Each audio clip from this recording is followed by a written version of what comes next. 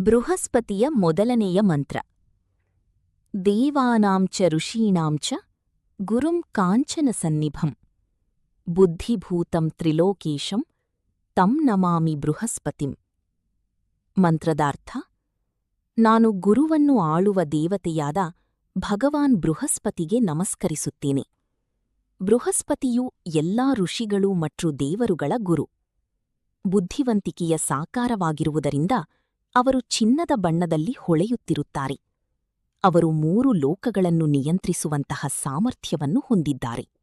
ಬೃಹಸ್ಪತಿಯ ಎರಡನೆಯ ಗುರುಬೀಜ ಮಂತ್ರ: ಓಂ ಗ್ರಾಂ ಗ್ರೀಂ ಗ್ರೌಂ ಸಹ ಬೃಹಸ್ಪತಯೇ ನಮಃ ಅಥವಾ ಓಂ ಬ್ರೀಂ ಬೃಹಸ್ಪತಯೇ ನಮಃ ಅಥವಾ ಓಂ ಗ್ರಾಂ ಗ್ರೀಂ ಗ್ರೌಂ ಸಹ ಗುರುವೇ ನಮಃ.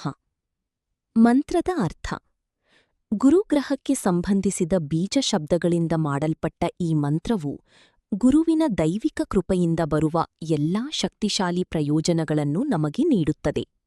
ಇದಲ್ಲದೆ ಗುರುಬೀಜ ಮಂತ್ರ ಪಠಣವು ದುಷ್ಟಗ್ರಹಗಳ ಪರಿಣಾಮಗಳಿಂದ ಬರುವ ಸಮಸ್ಯೆಗಳಿಂದ ನಿಮಗೆ ಮುಕ್ತಿಯನ್ನು ನೀಡುತ್ತದೆ ಎನ್ನುವ ನಂಬಿಕೆಯಿದೆ.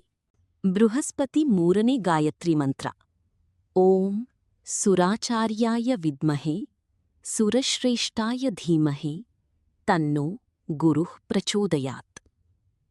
ಮಂತ್ರದ ಅರ್ಥ: ದೇವರುಗಳ ಗುರುವಾದ ಭಗವಾನ್ ಬೃಹಸ್ಪತಿಯ ಮುಂದೆ ನಾನು ನಮಸ್ಕರಿಸುತ್ತೇನೆ. ದೇವರುಗಳಲ್ಲಿ ಗುರು ಬೃಹಸ್ಪತಿಯು ಆದರ್ಶಪ್ರಾಯ.